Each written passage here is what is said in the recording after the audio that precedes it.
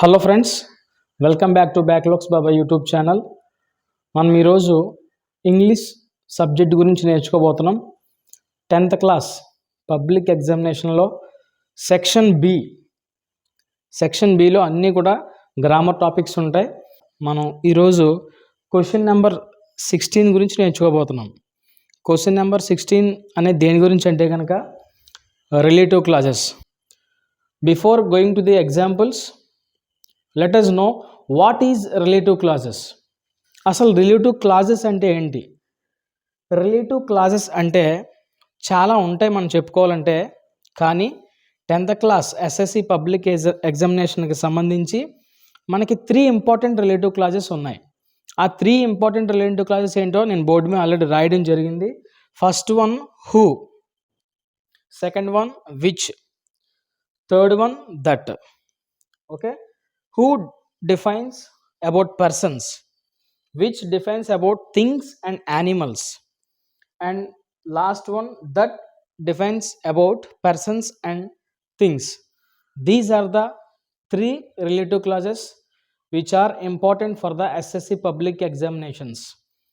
ఇందులో ఒక 2 సెంటెన్స్లు మనకి ఇస్తారు.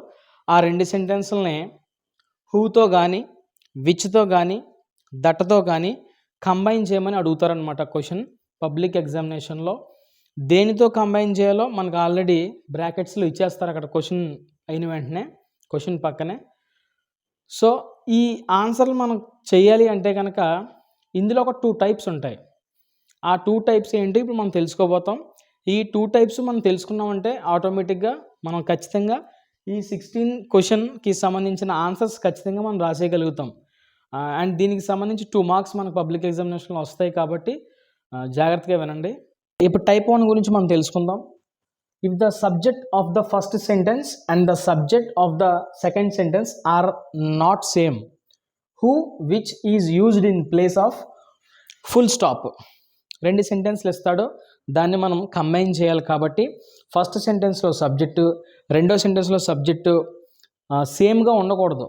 సేమ్గా ఉండకుండా వేరే వేరేగా ఉంటే కనుక మనం ఏం చేయాలంట, హూ కానీ విచ్ని కానీ ఫుల్ స్టాప్ ప్లేస్లో మనం రిప్లేస్ చేయాలి, హూని కానీ విచ్ కానీ. ఇక్కడ ఎగ్జాంపుల్ కూడా నేను ఇచ్చాను చూడండి ఒకసారి. I watched a film yesterday, ఇది ఒక సెంటెన్స్. రెండోది ఇట్ వాజ్ వెరీ ఇంట్రెస్టింగ్, ఇది రెండో సెంటెన్స్. ఇక్కడ ఈ 2 సెంటెన్స్లు మనం దేంతో కంబైన్ చేయాలి, విచ్తో కంబైన్ చేయాలి. సేమ్ ఇదే మాదిరిగా మనకి ఎస్ఎస్సి పబ్లిక్ ఎగ్జామినేషన్లో అడుగుతాడు క్వశ్చన్. ఇప్పుడు ఎలా కంబైన్ చేయాలో మనం చూద్దాం ఒకసారి. I watched a film yesterday, first సెంటెన్స్లో సబ్జెక్ట్ ఏది, ఐ. ఓకే, రెండో sentence it was very interesting, ఇందులో సబ్జెక్ట్ ఏది, ఇట్. ఇక్కడ ఫస్ట్ సెంటెన్స్లో సబ్జెక్ట్ అయినటువంటి ఐ, సెకండ్ సెంటెన్స్లో సబ్జెక్ట్ అయినటువంటి ఇట్, రెండు సేమా నాట్ సేమా? ఐ అంటే నేను, ఇట్ అంటే ఇక్కడ ఫిలిం గురించి చెప్పబడుతుంది. కాబట్టి రెండు కూడా డిఫరెంట్, నాట్ సేమ్. కాబట్టి ఎస్టర్డే పక్కన ఏదైతే అంటే ఈ 2 సెంటెన్స్లకి మధ్యలో ఏదైతే ఫుల్ స్టాప్ ఉందో దాన్ని తీసేసి ఈ విచ్ని దాని ప్లేస్లో రిప్లేస్ చేయాలి, అంతే ఆన్సర్. ఒకసారి ఎలా రిప్లేస్ చేయాలో నేను చూద్దాం ఒకసారి. నేను ఆన్సర్ ఎలా రాశాను ఒకసారి చూడండి. యాజ్ ఇట్ ఈజ్ ఇక్కడ ఫస్ట్ సెంటెన్స్ ఏదైతే ఉందో అదే రాశాను. I watched a film yesterday.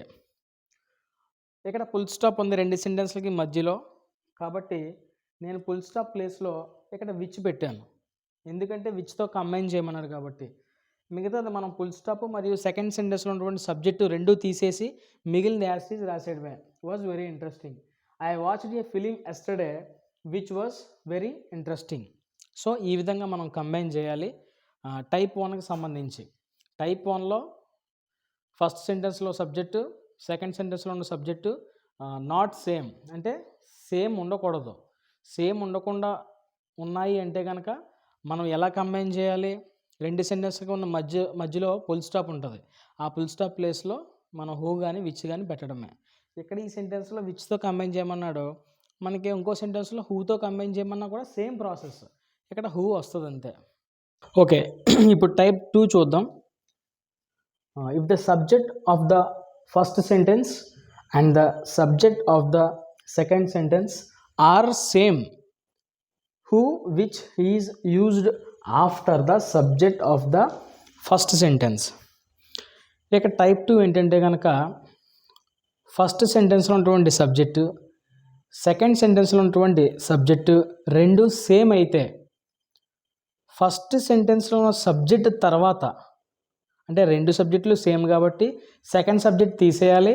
First subject పక్కనే హూతో కలపమంటే హూ పెట్టాలి, విచ్తో కలపమంటే విచ్ పెట్టాలి. Let us see the example. Can I heard Nick's speech. She was inspired by him. Can I Nick speech విన్నదే ఆమె అతనికి ఇన్స్పైర్ అయిందనమాట. అంటే ఇక్కడ ఫస్ట్ సెంటెన్స్లో క్యాన్ ఐ అనేది సబ్జెక్ట్, సెకండ్ సెంటెన్స్లో షీ అనేది సబ్జెక్ట్. సో ఇక్కడ షీ అంటే ఎవరో కాదు, క్యాన్ ఐ గురించే చెప్పబడుతుంది రెండో సెంటెన్స్ కూడా. కాబట్టి ఫస్ట్ సెంటెన్స్లో ఉన్న సబ్జెక్టు, సెకండ్ సెంటెన్స్లో ఉన్న సబ్జెక్టు రెండు కూడా సేమ్. రెండు సేమ్ అయినప్పుడు సెకండ్ సబ్జెక్ట్ని ఎప్పుడు కూడా మనం తీసేయాలి. తీసేసి ఫస్ట్ సబ్జెక్ట్ పక్కనే, ఫస్ట్ సెంటెన్స్లో ఉన్నటువంటి సబ్జెక్ట్ పక్కనే మనం ఏం రాయాలంటే కనుక హూ రాయాలి. హూ రాసి యాజ్ ఇట్ ఈజ్ మొత్తం రాసేసి ఇక్కడ సెకండ్ సబ్జెక్ట్ని తీసేస్తాం కాబట్టి ఆటోమేటిక్గా మొత్తం మనం రాసేయాలి. ఒకసారి ఎలాగా మనం ఆన్సర్ రాయాలో చూద్దాం. ఇక్కడ can I heard Nick speech, she was inspired by him. దీన్ని హూతో కంబైన్ చేయమన్నాడు మనల్ని. ఇక్కడ ఫస్ట్ సెంటెన్స్లో క్యాన్ ఐ సబ్జెక్ట్, సెకండ్ సెంటెన్స్లో షీ అనేది సబ్జెక్ట్. అంటే షీ అంటే ఎవరో కాదు, క్యాన్ ఐ గురించే రెండో సెంటెన్స్ చెప్పబడుతుంది. అంటే ఫస్ట్ సెంటెన్స్లో ఉన్న సబ్జెక్టు, సెకండ్ సెంటెన్స్లో ఉన్న సబ్జెక్టు రెండు సేమ్. అలాంటప్పుడు రెండో సబ్జెక్ట్ని మనం ఎప్పుడు కూడా క్యాన్సిల్ చేసేయాలి, తీసేయాలి. తీసేసి ఫస్ట్ సెంటెన్స్లో ఉన్న సబ్జెక్ట్ పక్కనే మనము ఇక్కడ దేంతో కంబైన్ చేయమన్నాడో ఆ రిలేటివ్ క్లాస్ పెట్టాలి. సో ఎలాగా నేను చేంజ్ చేశానో దీన్ని ఆన్సర్ ఎలా రాసానో ఒకసారి చూద్దాం. క్యాన్ ఐ మనము కామా పెట్టాలి. తర్వాత వెంటనే అంటే ఫస్ట్ సెంటెన్స్లో సబ్జెక్ట్ క్యాన్ ఐ పక్కనే మనం దేంతో కంబైన్ చేయమన్నాడో దాన్ని పెట్టాలి.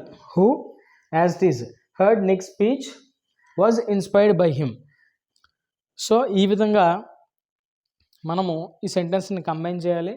టైప్ 1, టైప్ 2 ఈ రెండు కూడా మన రూల్స్ని జాగ్రత్తగా చూసుకున్నట్లయితే ఖచ్చితంగా పబ్లిక్ ఎగ్జామినేషన్లో 16th క్వశ్చన్కి మనం ఆన్సర్ చేసేయగలుగుతాం. సో మీరు ఇంకా ఎగ్జాంపుల్స్ చేయాలనుకుంటే నేను ఇస్తాను, ఇంకా మీరు నోట్ చేసుకొని మీరు ప్రాక్టీస్ చేయండి. ఖచ్చితంగా పబ్లిక్ ఎగ్జామినేషన్లో సక్సెస్ అవుతారు. Thank you.